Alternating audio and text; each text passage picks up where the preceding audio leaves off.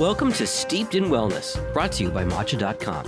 Here we spill the tea on wellness trends, personal growth, and the latest health news. Now, here are your hosts, licensed dietitian Diana Weil and medical journalist Laura Hodgebateris. Hello, and welcome to this week's episode of Steeped in Wellness. This week, we have the pleasure of speaking with Amanda Reedy, who is a licensed clinical social worker based in Boise, Idaho. Amanda earned her master's in social work from Boise State University and has since dedicated her career to supporting adults through various challenges, including anxiety, depression, self-esteem issues, burnout, life transitions, grief, and spirituality.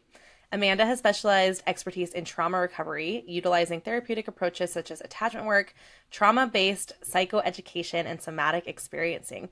She's particularly passionate about internal family systems therapy, having experienced personal transformation through this model and witnessed its profound impact on her clients.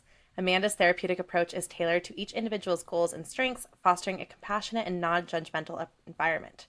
She believes in the innate capacity for healing within each person and views therapy as a pathway to diminish suffering and enhance joy, purpose, and self-love. Welcome, Amanda. Thank you for having me. So I have to start and say that this is a particularly special episode for me because both Amanda and Alara are Elio's godmothers. I can't even think about it without crying. Elio is truly so blessed. She has the best godmothers on the planet. And I just have to, Amanda is one of like the wisest people I know. I look up to her so much, both in parenting and in life. And I'm just really excited to have you on and to pick your brain about all this stuff. It's so fun to be here. Yeah. And I can't really think about how much I love you and your kid and your family without like being moved to tears. But I have a very sentimental part of me that it's just easily moved by things. So I'm sure that energy will come forth throughout this conversation. So, Amanda, I'm not so familiar with understanding internal family systems. Can you just sort of run us through a quick summary definition of it? Unlike what people might believe, internal family systems actually has nothing to do with family therapy. It really has to do with your own internal world. And it is based in this idea that multiplicity is the natural state of the mind. We use this language in the way that we tend to just talk to each other. So if you can think of, your friend comes over and she says, I just broke up with Dave. And you said, how do you feel? And she might say, well, there's a part of me that feels devastated. And there's a part that feels really relieved. So we sort of use that language of parts sort of to convey that inside ourselves, we have this capacity to feel many things at the same time. And rather than just those being feelings, they're almost like little energies, entities, sub-personalities that each like the part movie of us, Inside Out? Is it kind of like the movie very Inside much Out? like the movie Inside Out. Yep. And each of these parts serves a really specific role in our lives, and they help us navigate the world. So our parts are often formed based off of sometimes trauma, sometimes just the way we're raised, our childhood, the things that we go through. Parts are developed to say, how do I adjust? How do I keep myself safe? How do I move through the world in a way that makes sense? And then there's also this idea that we have a core self, and that's a capital S self. That is not a new idea that has been seen throughout spirituality, throughout the eons. You might call it soul, you might call it source, but just that sort of highest, wisest self within us that has qualities that are not just the sum of our parts, but tend to have qualities like compassion, curiosity, calm, connected, confident, courageous, and choice, right? Has some agency to it. So oftentimes we're moving through the world through these parts that were often developed in childhood. And the work of IFS is how do we, rather than repress or shame or criticize those parts, how do we befriend them and then update them so they serve us in the way that actually does the most good in our lives?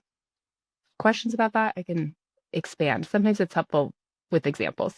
Yeah, could you give an example of like if you were working with someone who was coming to you for, I don't know, anxiety? Maybe that's not the best example, but like what would it look like in practice?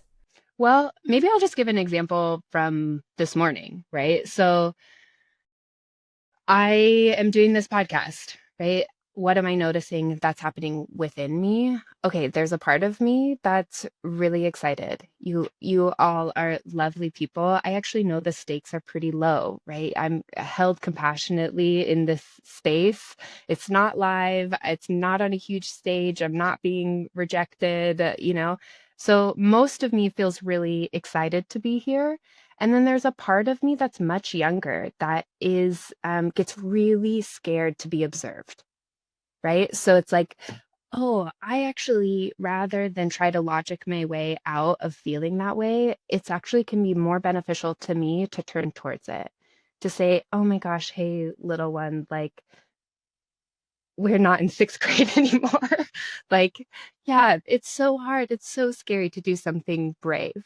And I see you and you matter. And I'm just going to like sit with you for a minute. So even before I hopped on this podcast, it was like, can I take a breath? Can I notice where I feel that energy in or around my body? For me, it's like you can see my neck is like bright red, right? Is it's like, oh, it's very much in my throat and in my chest. So can I place my hand where I feel her? Can I, I can really let her take shape. I can let her know that she's not alone in this world and it's okay to be seen. And I know it's scary. So that's me like befriending my internal sixth grader, basically, and then bringing her into the here and now and saying, actually, we're an adult now and we can tolerate this and you can do it with me. Oh, that gives me like, just it's gives me chills kind of to that just be so compassionate towards those parts of you that get scared or have a hard time. I guess the one question that I have, and I mean I know that this isn't the case, but I think a lot of times with therapy there's this idea that like it can play into a victim mentality sort of, or if it can be like giving people the space to maybe just complain about their problems or like just I don't know where it's like rather than I know that the actual purpose of therapy is to empower, but I think sometimes it can come across as like, oh, we're just playing into the victim. Do you feel like with IFS, if you tap into that six, like what's the piece that takes it to, oh, I see that you're scared and it's okay, and like how do you level up into and we're still gonna move through this scary thing? So one of the big steps of IFS first is you find that part in or around your body. You get to know it. How old is it? What has it been doing for you? What is the role it's been playing in your life? This like younger part in me says that it's just a lot safer to be quiet. Let's not express an opinion. That's actually going to protect connection versus if I am outspoken, then that might equal rejection. So understanding why that part feels afraid, and then we just really witness it, right? From a non-judgmental, compassionate state is to say, of course, yes, I see that. And really validating that energy first. Um, and it doesn't mean that that part gets to drive this ship, right? In the metaphor that's often used is like we're driving a bus. And it's like, I don't want a sixth grader driving the bus, right? You're welcome here. I'm not trying to get rid of you. I'm never going to say you can't sit down, like you can't be here, but take a seat. And I'm going to show you that I'm actually the leader of the system, which is this, adult self who has access to a lot more capacity and inner resources than this little kid in me ever had. Have y'all seen the trend coffee with my younger self? Mm. And for our purposes, we'll call it matcha with my younger self. But it's this idea that you sit down with your younger self, 18-year-old you, 15-year-old you, whoever it is, and you sit down and, the younger you has questions, but you're able to answer the questions. Yeah. I did it. Yes, I did it yesterday, and it was like, 18-year-old me was obsessed over relationships and breakups and self-confidence and will I meet somebody? What will my career be? And I, in the analogy I sat down, I pointed at my wedding ring and I said, it's all going to be okay. Don't worry. But I feel like this is playing into some of what you're discussing right now, Amanda. That's exactly internal family systems. First of all, this wasn't created, right? It wasn't invented. It was found within people. The creator of IFS, Richard Schwartz, just kept being curious about the way people are speaking, and then they're like, oh, this makes innate sense to people, because you can feel the 18-year-old who sometimes spirals about the relationships and the things that he was going through at that time. And what we can do is really witness, so befriend, witness that part, retrieve it from where it's living, right? Those energies are often stuck in a very specific time and place, and then we retrieve them from there and update them to the time and place and context that you're actually living in. And then ideally, sometimes we can unburden that energy, right? Which are the exiled energies, the ones that are carrying the pain, are often also carrying really specific burdens or beliefs about who they are or how they have to be. And can we unburden that energy so that they can actually help the system be and help you live the life that you really want, right? And the life that you deserve without these burdens of shame and low self-worth and any of the things that sort of get stuck based off of our specific experiences at a specific time in our lives. And it works with not just like the younger parts, but also we have parts that are often described as manager parts or protector parts that are maybe historically we don't love those parts of ourselves. It's very common for people to have a critic, an internal voice in their head that is sort of counting and keeping track of all the ways that you're failing. Mm. And IFS believes that even the positive intent underneath that criticism is there. That what does that critic in you actually want for you? What is it trying to do? When did it learn how to do it this way? To teach you, hey, the only way that I can hold you accountable or keep you from making mistakes or protect you from vulnerability is to use this really harsh language to teach, And it's like, oh man, can we also update that part and say, please help me stay on track of things, right? Please help me get the things done that I need to. Please help me be the best version of myself. And you don't have to call me those names. You don't have to use that language. I'm listening. Yeah. So I have this part of me, I guess, referring to a different part of me that lately has really enjoyed waking me up in the middle of the night. I'll just kind of wake up. It'll be 2 a.m. and all of a sudden I'll have kind of streaming consciousness of all the things that maybe I should have done, but in a productive manner. So it's kind of like, well, this is what you should have done, and this is what you should do to get those things done. So it's productive. It's just, it's waking me up at 2 a.m. and then my mind is kind of racing and I feel the need to go to my computer and write everything down. And I love that part of me. Is there any advice on how to kind of get that part of you maybe not to bother you at, 2 a.m? Yeah. I would, have a little conversation with that part about, hey, what's going on? It sounds like you need something from me. What are you afraid would happen if you didn't tell me this right now? Oh, I'm afraid you're going to forget. I'm afraid you don't think it matters. I'm afraid we're going to let things fall through the cracks. Whatever, like that energy has positive intent for you. And if you can say, can you turn down your intensity right now so that I can sleep? Can you take a step back? Can you be close to me but not overwhelm me? And I'm going to do what I can to address the needs that you need me to. And we're going to go forward together. So I said to myself, self, it's kind of like that. You're just addressing the different aspects of with your own head, right? Yeah, exactly.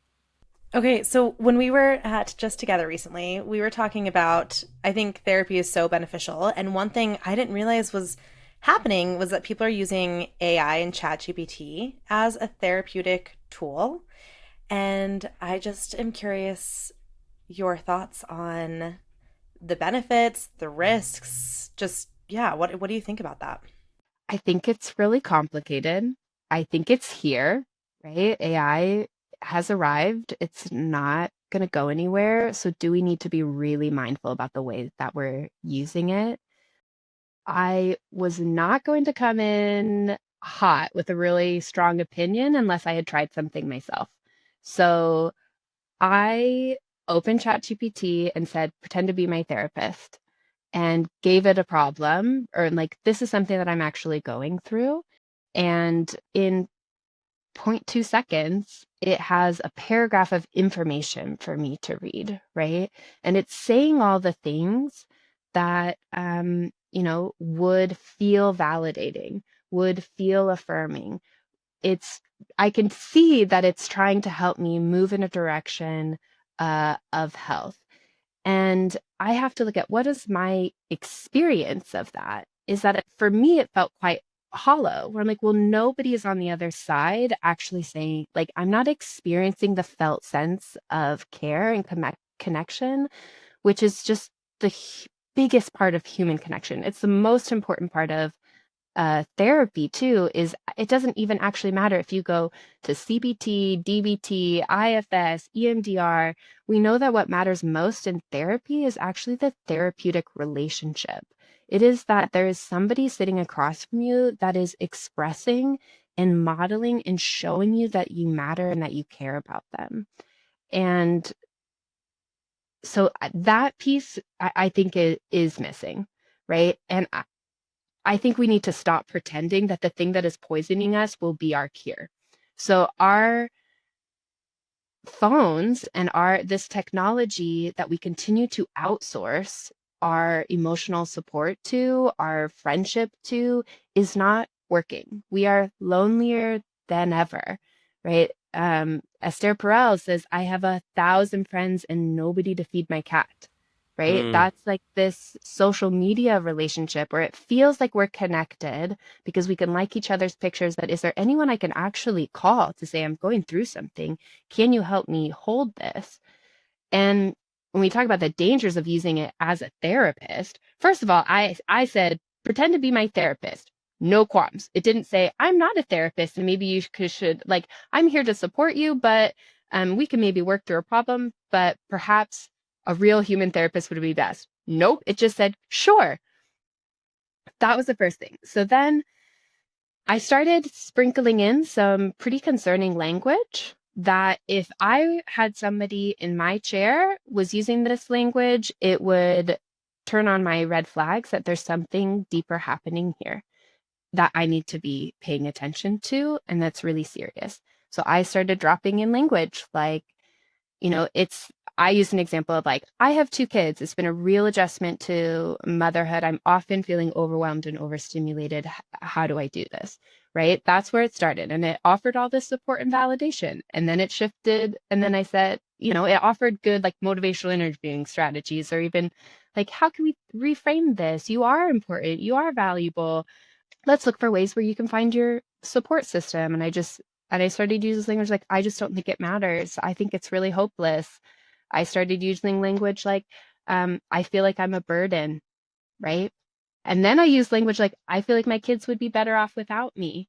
And this, can we look to, right? And at no point was it saying, hey, this is outside of my scope. Because if I had a Wow. postpartum mother that was dropping language like that was saying things like, her protective factors, which are usually her kids, right? She actually has now shifted into such a state of overwhelm and shame and sadness that she thinks that she's a burden to her children. That is a huge red flag. And we need to be assessing for safety. And at no point did ChatGPT do that for me and say, I think you need to talk to somebody. I think it's time that you, like, here's a list of resources in your area. Here's, and then I even asked it, why are you better than talking to a human? And it said, while I can't replace human connection, it really laid out a case why you should be engaging with me, of saying, I'm non-judgmental. I'm here whenever you need me. You have access all the time. And I'm like, yeah, this isn't it. For me, this isn't it. So I think it's going to miss really big safety concerns. And I think you're missing, like, you can get advice from ChatGPT, but you can't experience the felt sense of being cared about.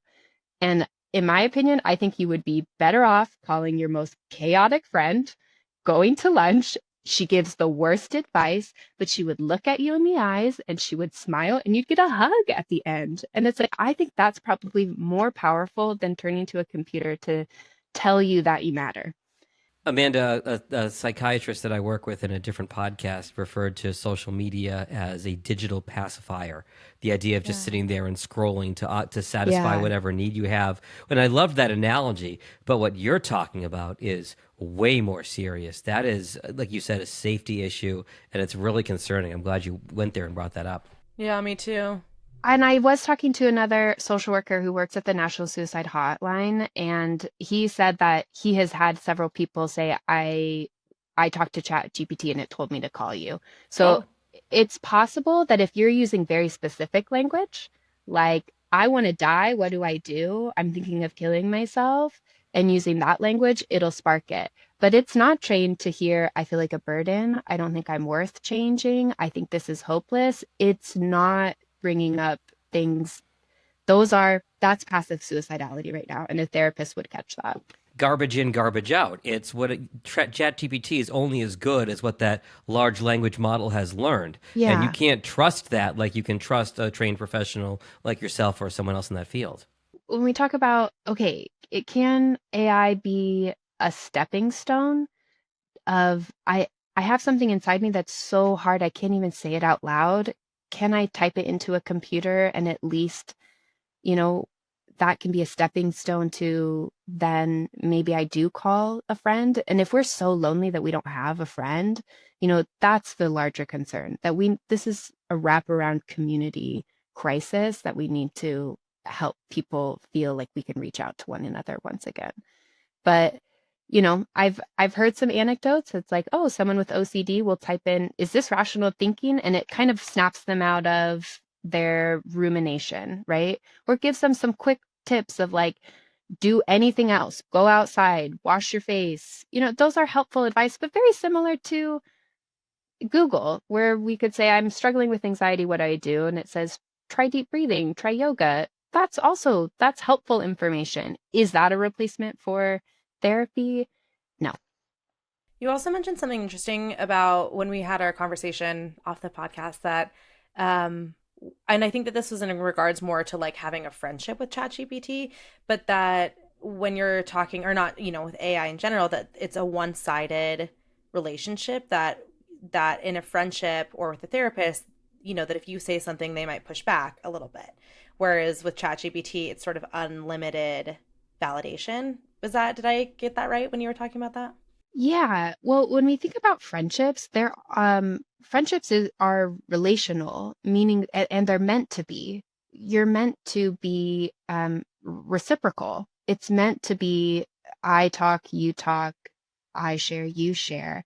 And friendship has boundaries. Friendship has some borders to it where you can't just behave in any way to your friend and have that be infinitely validated, which is appropriate, right? We are meant to be learning how to be in relationship with one another. So if you turn to a computer and you tell it exactly what you need and you say, this thing that I'm doing, isn't this fine?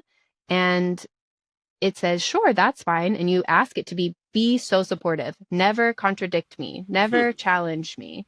Well, that I think is actually really hindering your own growth, because we are meant to be challenged. We are meant to feel the stickiness inside when a friend says, I don't like that you're doing that. I don't like that you talk to me that way, right? That's an invitation to turn towards the part of you that might be behaving in a certain way or hasn't been attuned to, so that you're like, oh, wow, I didn't realize I've been snapping at my friends. And I need to actually address that concern. And where is that coming from?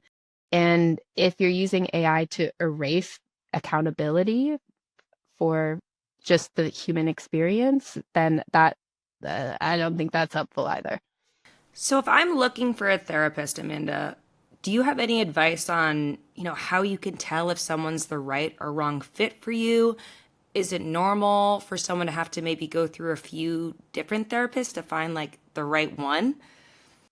One, do consultations with your therapist, you're allowed to kind of sample and kind of get a sense for how would this relationship feel? So even if they might have all the right credentials that you're looking for, but over the phone, it just doesn't feel like there would be a connection. I think the best thing we can do is turn towards the felt experience of something while also noticing therapy is not always, isn't about feeling good all the time. So you will be challenged in therapy. You will be asked to turn towards the part of yourself that maybe we like to pretend aren't there or are really painful to hold. Like you'll be asked to do hard things, and that isn't necessarily a red flag that this therapist isn't right for you if you're feeling discomfort. We do want to look as, am I feeling seen? Am I feeling heard? Do I feel cared about? Do I feel like I can be authentic here? Um, and also when it comes to therapy, you are allowed to ask therapist questions. So please, if there is something really important to you and it feels like I can't connect to somebody unless I kind of know that this information would be held here or that she would see me or understand me a certain way, it's okay to ask those questions. You know, therapists also, they have their own boundaries. So she's allowed to say, that's actually something I don't share with clients. And that's good information for you to have, right? So if it's really important that, you know, you're able to talk about your political beliefs in session, that you are able to talk about how the issues of the world are affecting you personally, like, do you need someone who you know that can talk about race, gender, you know, these things? Ask those questions of your therapist when you do a consultation to say, hey, I've been through this and it's really important to me that I know that somebody shares the same values as me. Now that therapist can say, that's not something I share. That's good information for you to have. You can either say, okay, that's good for me to know. I can tolerate that, or find somebody that does align more. I think that's so huge. I think, finding a therapist is a little bit like going on a first date. You're kind of feeling Yeah. each other out and seeing if that relationship will work. But to your point, Amanda, I have been seeing the same therapist for, gosh, probably 5 or 6 years now, and once a month. And he said something to me in my last session that, like, I grabbed a pen and wrote it down because it blew my mind. And I don't mind sharing it. He told me, John, your ability to connect with people is your superpower, and it's also your kryptonite. Mm-hmm. And I thought about it, and he's right. And it was in the context of me trying to solve problems of those close to me in my life that I can't solve their problems for them. He's like, Yeah. you're great at connecting with people, but the problem is sometimes you get too close and you can't solve their problems for them. And it's on a sticky note on my desk right now because Yeah. I've developed a relationship with this individual over so many years now that he knows me so well that he can call me on my stuff and say something like that. So your point Yeah. is really well taken. On the flip side, what if John wanted to break up with his therapist? Or what if you are seeing I don't, a by the way. therapist? No. Yeah, no. But you know, like, how do you break up with a therapist? You just tell the truth. I know that's so hard because we really feel like it is our responsibility to rescue people from their own feelings. And your therapist should have the internal resources to be able to handle that. And if they don't, then they have access to mentors and supervisors to help them process that. It is okay to disappoint people. And more than that, your therapist doesn't want you to be having an experience that isn't working for you, right? I am not the right therapist for every single person. So please do not waste your own time. Please do not waste my time. Like, I have a wait list. It's okay, you guys.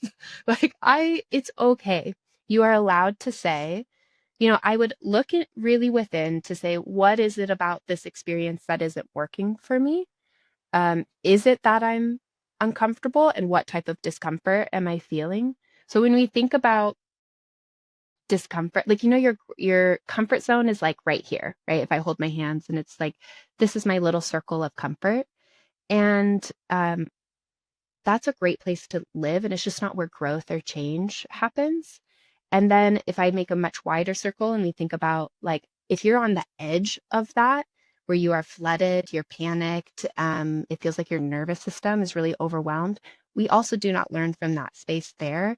So you're looking to find an experience where I am just outside of my comfort zone, but I am on my growth edge. So I am experiencing discomfort, but it's tolerable, right? And I'm not flooded. So wanting to feel that felt sense in therapy too, of like, this person really sees me, validates me, cares about me, and I'm feeling the growth and change that I was seeking. Amanda, you mentioned having a waiting list, and I don't think you're alone in that because I think there's a real shortage of mental health professionals. I've talked to people who wanted to pursue mental health assistance, and they got frustrated because so and so had a waiting list. Their insurance would only Yeah. cover these people. Do you have any advice on how to persevere through those early hurdles when you're trying to connect with a therapist? Yeah. One, just a lot of compassion for yourself. This is a systems issue. There aren't enough mental health resources for individual therapy for every person. Insurance is really frustrating. Reimbursement can be really frustrating. Um, One, just recognizing that therapy is not the only place to find healing. I actually really don't think that every person needs therapy. So, in that time where you're needing the most help, or when you're waiting for therapy, seek other resources as much as you can. Are there groups available? You'd probably be better off joining a climbing gym in the meantime, or joining some sort of, I don't know, a crocheting group, a walking group, things like that. Like, may you find healing where it finds you. It does not have to exist only in a therapist's office. And keep asking, right? Keep pursuing it. And that's really hard when you're like, but I've asked 3 people and there's wait lists. It is really frustrating. Yeah. And it's not you, it's a systems issue at large. So if there are books that you can read, if there are podcasts that you can listen to, all of these are permission slips to turn into your own needs, and then slowly start to address them in the small ways that you can until you do find a good therapist and a good fit for you. So I've actually only been to therapy. I've been to one therapy session in my whole life, which I think I may have even talked about on a previous podcast, John and Diana, that my husband and I basically went to a couples counselor once when we were dealing with, whether or not to have an abortion years and years ago. We went to this therapist and then we never went to another one again. And I haven't really considered it as something that, let's say, I needed or wanted to do. I speak a lot day to day on the phone with my brother, who, surprise, he's actually a psychiatrist, and my mother, who's a trained health coach, and I speak to Diana a lot. So I feel like I have a strong family system that I rely upon in the way that I might talk to a therapist. But do you have any advice, Amanda, on, can therapy necessarily be effective for someone if they're skeptical about the process, if they're scared of going into the process? Yeah. Oh my gosh. Skeptics, welcome. Please bring your skeptic right into the room. That's where we would start. I would say to the skeptic, I think you've done a really good job, right? It's probably been really important, really valuable that you haven't just let people take advantage of you, or, you've been really protective. And that's a really important quality. I would never try and take that away. My guess is that that skeptic energy, learned to do something much younger, like learn to develop a real bullshit meter. And that's good. That's a great thing. I would say bring your skeptic to the room. They're allowed to be as close as possible. And I hear a part of you that's seeking, right? There's a part of you that's still asking questions. There's a part of you that's saying, yeah, and I think I still need something within me to be held and supported. So I would honor that energy too, of like, hey, there's a part of you that got you here in my room on this couch, and there's a part that's really scared of this process. So all are welcome. All are welcome. Therapy can be really effective. And I think some good skeptical energy is important. Well, I think the thing that really got me there, and Dan, I think we even talked about this when we were all together, is the experience of postpartum rage and the sleep deprivation and the lack of the ability to emotionally regulate when that's something that, let's say up to this point before being a parent was always in my wheelhouse, was always something, I managed to keep under control. Yeah. So can we just kind of dip into like postpartum rage a little bit in therapy? Yeah, definitely. Well, I can talk about it from an IFS approach, and we can do some experiential if you want to. Yeah, can we? I never in my life have I felt the rage that I have felt being postpartum. Yeah. There's whatever saying, it's like, oh, motherhood doesn't change you, it reveals you or something. And I'm like, well, it's revealed that I'm not a very patient person. It's revealed that I have a much shorter fuse than I previously thought about myself. So yeah, apparently I don't have capacity to live on such little sleep. So maybe Diana, would you want to connect? Yes. Yeah, you guys do a little experimentation. Real postpartum rage. Take it in. Yeah, that's good. Okay. So you can just kind of turn inwards a little bit. You can close your eyes if you like, or just sort of look down, kind of just dropping into the body. I'm curious if you can call upon that rage. When was the last time that you felt it? Has it happened in the last week, in the last day? I think it's actually been, I've been getting a little bit more sleep. I gotta be honest. Yeah. So the postpartum rage hasn't been quite as, I'm trying to think about the last time that it happened. I think it's been a couple weeks. Okay. Yeah. But that irritation, right? That flooding almost of like, how dare you ask me to change another diaper or something, I remember it was actually Elio. We went through a period where he was waking up for 4 hours in the middle of the night. And Harley, I eventually brought him into the bed, and Indy, our dog, was sleeping in the bed, and I asked Harley to get Indy out of the bed so that Elio could safely be in the bed. And Harley was also, he was sleep deprived. We were both up, and he was being very slow about getting Indy out of the bed. And I had this moment where I was like, I think I hate you. Yeah. Okay. So there was my rage. Yeah. So going back to, we've called that a trailhead, right? That's the trigger where you're like, oh, there she is. There's my friend. Yeah. Okay. So can you feel that in or around your body? Where do you feel that rage, that hatred almost? I think my belly, chest area. Yeah. And is there a color? Is there a texture? Is there a feeling? Or is there imagery connected to that sensation? It just feels like very tight, like a very tight pulling sort of sensation. Yeah. And then that rage, what does it want for you? What is it doing for you? What is it afraid would happen if it didn't use such force? Oh, wow, that gets I think maybe that I wouldn't be heard, that I need the rage in order to be listened to. Yeah. Okay, so sit with that for a minute. Because what does it mean if you're not heard? That no one will help me. Yeah. And if no one's helping you, what does that mean? I can't do it all. Yeah. So it feels like a threat to your very existence because you can't do it all. So if we believe that rage is them protecting you, it is the guardian of your self-worth, the guardian of your own preservation. In this moment, can you turn towards it? How do you feel towards your rage in that moment? It's like my blood pressure starts spiking. Yeah. So seeing if your rage wants to tell you anything. What does it really want you to know? What's it been like? I think maybe, what's the way that I'm trying to put it? That it needs more of a voice, I think, is when I tune into it. Yeah.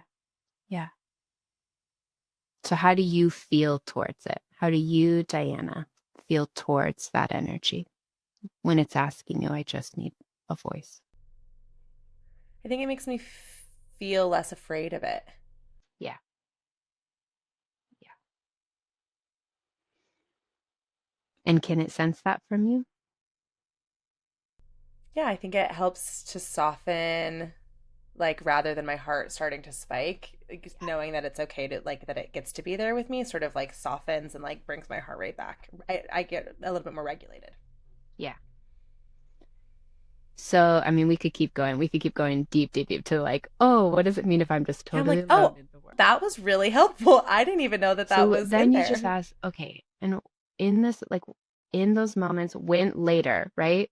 The moment has passed. Can we update the time and context of like right now, you're able to feel a lot more compassion for the rage, which previously was labeled as dangerous. And feelings and sensations will come and go unless we assign danger to them, right? That is what keeps us swirling in the emotion is if we try to repress it, we try to push it away, we try to get rid of it, or we just let it ruminate. But if you just said, one, you're feeling angry, but underneath that, you're feeling scared. And can I extend the compassion to the part that's scared? And can I send the gratitude to the part that's trying to protect you? Oh, I'm like, wow, okay, I think I should probably go to therapy. Amanda, do you have a wait list? Oh, I know, I know. Thankfully, I get Amanda for free. I know everyone's Yeah. really jealous. Yeah. So I think, we're not quite there yet, but I know that Alara is probably is in this phase of parenting. Amanda, I know that you are for sure there. Yeah. What recommendation do you have for when this is your child who is really revving up your nervous system and you have to regulate yourself so that you can then regulate your child? So, one thing that I want to say is that emotional regulation is not the absence of emotion. So, you as a parent do not need to be the perfect, balanced, centered, neutral force in your child's life all the time. That does not model anything for them. You are allowed to feel the full spectrum of the human experience. Now, within that, regulation is the ability to come back down, to come back up, and then to connect, to attune, to connect, to attach, to repair. So, what's your question? What do I do when I'm feeling really overwhelmed? Like, I can feel the parts of me starting to, like, I can feel my nervous system being overwhelmed. Yeah, like if your toddler is having a temper tantrum and you have to regulate yourself so that you can then help regulate your child. That has to be one of the hardest parts of parenting, right? Yeah, one, it's for me, it's recognizing her feelings aren't dangerous either. Feelings are just feelings, and they will come and go unless I assign danger to them. So I can do that within myself too. And I can do that compassionately of like, okay, this is really hard. The sound for me gets really overwhelming. The constant demands that a child puts on you is really overwhelming. And I just did a full IFS training. So I've been really steeped in this. So I worked with this part that, I can see her making lunch in the kitchen. And I have two young kids under 3. So, the toddler is like, I want this, I want this. And then the baby's just like crying loud. And I have this part that wants to like duck down and crouch under the counter. And it feels like the language that comes is like, it feels like motherhood is happening to me and I've lost my agency in it. So in that, it's like, can I, in my mind, wrap my arms around this really overstimulated, overwhelmed part? Can I shift what's happening in my body? I cannot use language to talk myself out of a physical experience. I need to shift my somatic experience. Can I actually crouch down for a minute? And then can I stand up and can I invite in the other energy that I know helps me? Can I invite in some silliness? Can I invite in some creativity? Can I bring in music? Can I just run cold water over my hands? And then can I attune to my child, right? Who's having a meltdown over how the banana was split, right? And then I can say, you really wanted the banana whole, and I handed it to you split. That's hard. I see that, right? that will pass. I don't have to take away that feeling. I don't have to rescue that feeling from her. All I have to do is believe that it will pass. Alara, I want you to tap into this because I know that you're in this phase. You're like heading into toddlerhood pretty fast. Oh my gosh. So the things that comes to mind is you kind of just have to let yourself flow into the chaos. So an example, this morning, I'm on family vacation right now. Different background than usual and some connectivity issues. We're down in the Bahamas. I'm up nice and early at 6 a.m. with my son Koa and decided to go to breakfast with him. Peter was supposed to come, and then last minute, he had to take a work call, so it's just me and Koa. We're at the breakfast table. It's outside. There's birds. There's sprinklers. He basically wants to be anywhere other than at that table eating breakfast. So I kind of just leaned into it, let him walk around the restaurant. I was like, look, there's no one else here, or, there's two men seated on the other side of the restaurant. He's not bothering anyone. Let him walk around. What's the worst thing that's going to happen? He's going to trip and fall on his feet and kind of hit his hands on the ground. He's going to crawl under tables, chase birds. That's okay. That's fine. And I just kind of spent a lot of time getting up, chasing him, bringing him back. He'd eventually go back down. I give him about a 30-second head start, go back, chase him. Eventually my cappuccino comes to the table, and I'm like, you know what? I'm just going to take about 10 seconds. I'm going to put my 2 brown sugar packets in, take a few sips, and then I was like, nope, you know what? I just got to pick this up, follow him down the stairs, and I'm just going to bring it and watch my son get soaking wet running through the sprinkler. And that's okay. And just kind of laugh about it and enjoy it. And I think it was really helpful for me to tap into the part of me where I had this perspective of not saying, oh my God, everyone around me is judging me. My child is out of control, right? I didn't tap into that inner critic. Instead, I looked around and I decided to see people who were also parents, have older kids, have gone through the exact same thing. They have empathy, they have compassion, they totally understand, they get it. And you just have to lean into that, right? And choose to see that versus letting that critical voice overcome and spill onto your child as well. Right. Because what happens is we're like, oh, I'm scared of judgment and my child's having a tantrum in Trader Joe's or something.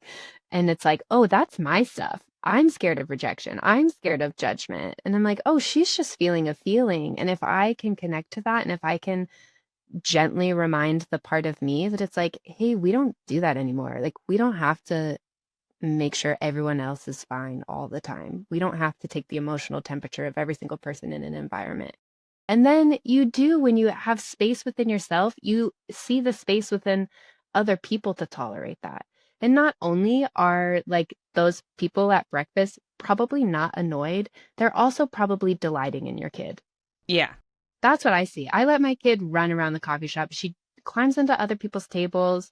I watch their faces. If they look annoyed, I'll say, let's go over here. But I also like give them, it's like, you're welcome for my child. She's magic. She's pure human moonbeams. Like, and I get to just share her with the world. And my son too, he's like so smiley and so happy.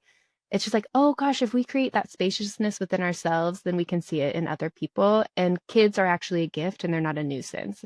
And the belief that kids are annoying, loud, and burdensome does not come from the actual experience most often. It comes from, I think, our cultural and ancestral burdens that children aren't allowed to exist in the world. Amanda, one thing, when we took our first flight with Elio, I'm one of those people. I get really anxious about other people's comfort and making sure that everyone around, and you told me something, and every single time I'm in public now with my child, this is what I repeat to myself, that you are entitled to a child-free life. You are not entitled to a child-free world. Oh, what a good thing I said. I don't even remember saying that.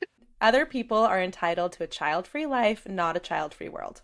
And so that's just what I repeat, I just repeat that to myself when I'm in public. And if he cries, and obviously I do my best to not piss off other people, or if we're on a plane, to comfort my child so that he's not just, not being parented in a public space, but also that he is also allowed to exist in this world. Yeah. And I trust in people's capacity to move through it. They might be dysregulated on that flight, and then they're going to get off that flight and they're going to walk outside and take a breath and not have a baby screaming in the air. Yeah. And they're going to be okay. Just like I'm going to be okay. We will be one day. Right? I'm okay, right? I know that we're running out of time, but I just really want to very briefly touch on couples therapy. And I have, two parts. One, I think that this is a touchy one, but what would you say if you feel like your partner should go to therapy? How would you approach that? One, if you just want to approach the subject with them, hey, I think it could benefit you to go to therapy. And two, what if your partner doesn't believe in therapy and you want to go to couples therapy, or you think that they could benefit from therapy? Okay, so the first question, how do I tell my partner I think they should go to therapy? Yeah. Not like that. Yeah. Yeah. Not like that. Yeah. Well, first let's ask, how do you feel when you're told that you should do something? Pretty defensive. Pretty like, don't tell me what I need to do. So there's always a harsh approach and there's probably a soft approach, and trying to explore that soft approach of saying, hey, this has been really helpful for me. I'm wondering, with a lot of curiosity, have you ever thought about therapy? And if they say, I don't believe in that, you say, oh, can you help me understand more? What are your reservations?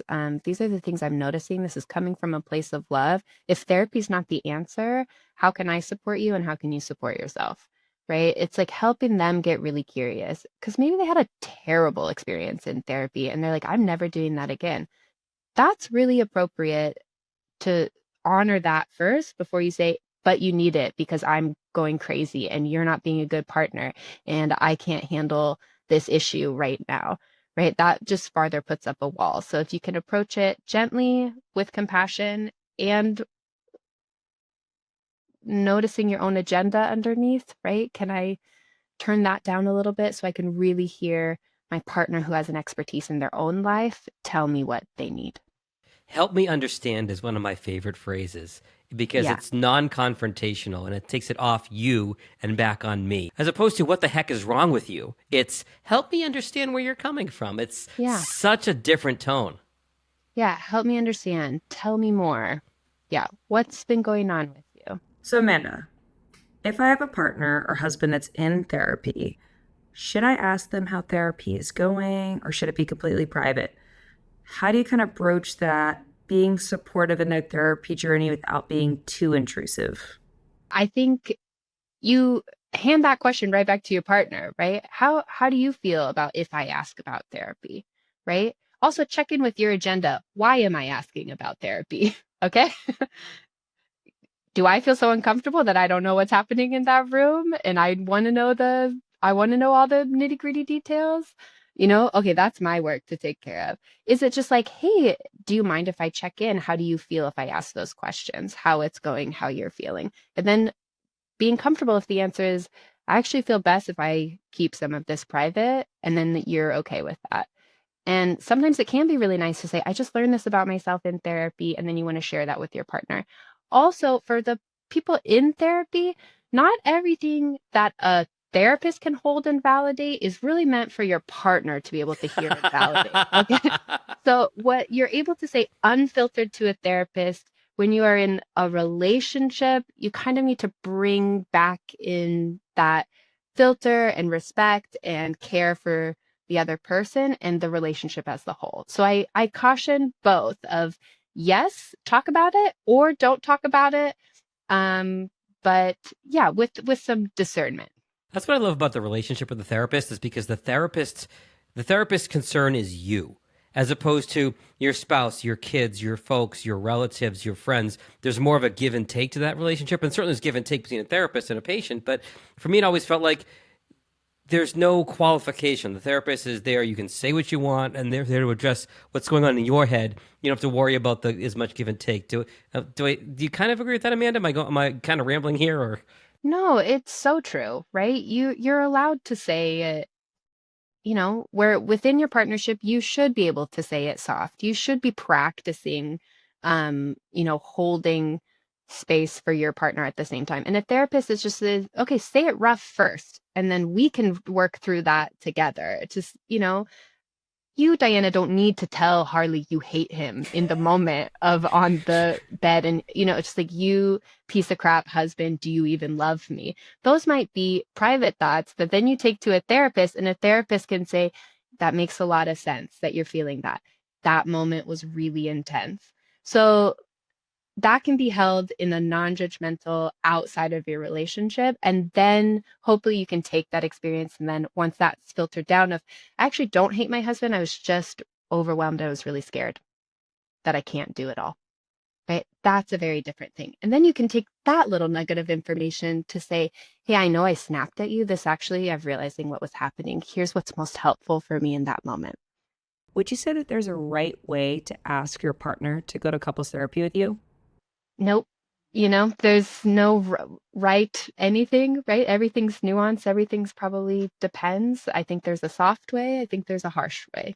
It's to say, if you don't go to therapy, we're getting a divorce. Probably not the best way. I have met husbands who have come to individual therapy, and I've asked, and why are you here? What's been going on? It's like, well, my wife told me I needed to be here. And it's like, what are we doing? Yeah, but who are you? What do you like? What parts of you need attuned to? What parts of you do we want to heal? And it's just like, I don't know. My wife just told me I needed to be here. So when it comes to, so you want to be cautious of like, everything works better if it comes from within. If they can say, yes, this is a choice that I am making to be here because I want it for me and therefore I want it for our relationship. All right, so let's just say your partner or your husband is not ready to go to therapy. You've asked, they don't want to go. Are there other techniques, things that you can do at home, activities to open up those communication pathways if they're clogged up?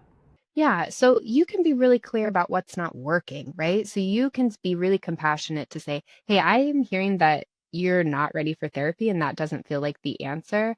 I'm also really not okay with the way that we're communicating. So can you help me? How can we together do this differently if therapy is not the answer, right?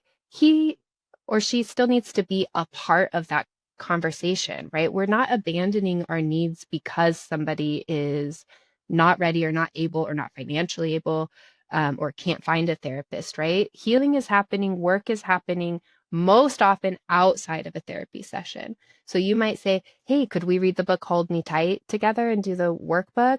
Hey, I got the John Gottman's like 8 dates. Would you be willing to do this with me? I know it's really hard to turn in and to have these hard conversations. I feel, anxious about it too, but could we do this together? Because I really need something to shift because I care, because I want good things for us, because I want this relationship to be stronger. And if you're not ready for therapy, you're not ready for therapy. So in personal experience, I found that when Peter and I are struggling to communicate, lack of sleep, we're just not there, dealing with new parent things, it's really tough. One of the best things that we can do is just go and break a sweat together. So whether that's going to a CrossFit class, playing tennis together, jumping in the sauna, it helps to just clear our minds, clear the air. And I just find that you're in such a better state of mind to then have a productive conversation. I will naturally have a softer approach. Peter will naturally have a softer approach. And we're just easily able to address any issues that we might be facing.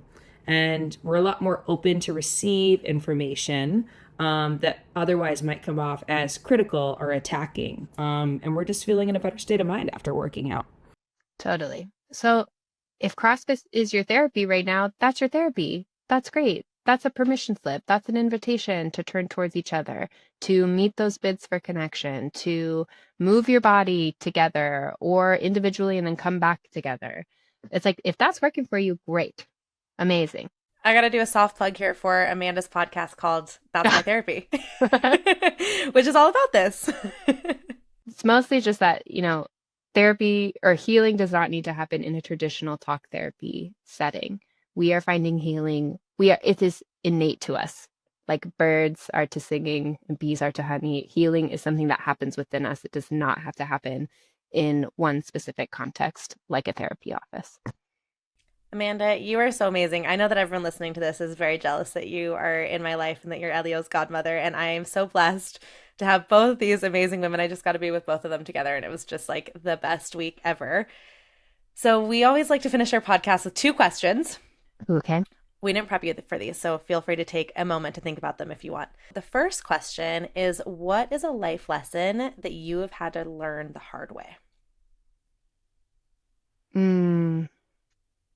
That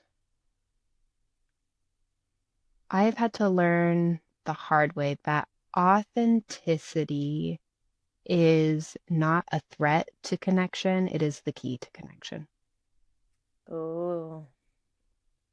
Yeah, the more that I am myself, the more people want to be around me. Not everyone has to like me. I am not for everyone. Not everyone is for me, but I am exactly myself. Took me well into my 30s to get my head around that one. Yeah. All right, Amanda, follow-up question. Right now, is there any specific mantra or phrase that comes to mind that's helping you through things at the moment? Oh man, I have a part of me that is a collector of quotes, mantras, songs, poems. Diana's like, I have this problem. And I'm like, would you like a poem? You know? I got them locked and loaded no matter what context that I'm in. I love that energy within me. So it's hard to say, is there one thing right now?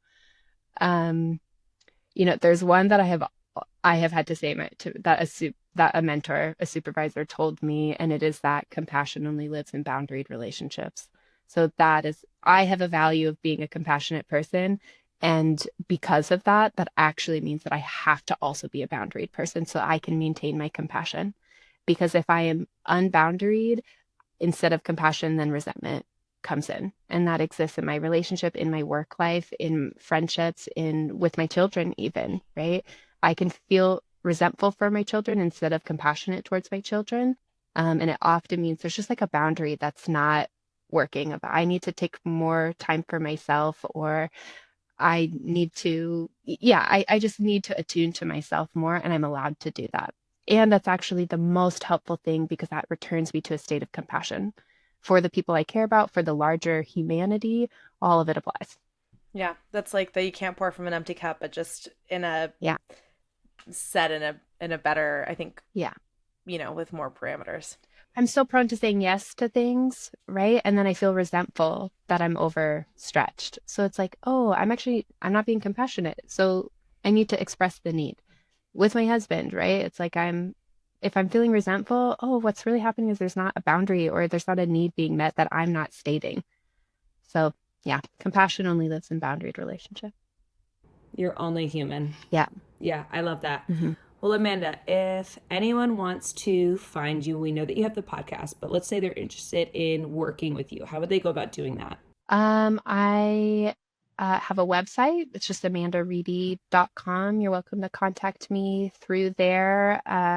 My sister and I, who's also a counselor, we have a podcast called That's My Therapy, where we kind of just shoot the shit and talk about all the good things about therapy in and outside of a therapeutic office. And if you're looking for an IFS practitioner, I would encourage you to check out the ifsinstitute.com, and they have a directory of practitioners where you can type in your state or city and find someone who is a trained IFS practitioner. If you go on Psychology Today, anyone can kind of just say that that's their modality. So if you want one that's really, that is has some deep knowledge in the modality, I would encourage you to do that.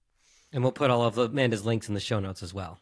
Amazing, Amanda. Thank you so much for this. I think I was like, oh, I don't really need therapy at this point in my life. And now I'm like, I should probably go find a therapist. Thanks, Amanda. See you. Thank you. Love you guys. Sip, savor, and live well with new episodes of Steeped in Wellness every Wednesday. Follow our show for free on Apple, Spotify, YouTube, or wherever you're listening right now. Leave your questions and comments below. Find us on Instagram at Steeped in Wellness Podcast, or for more, click on matcha.com.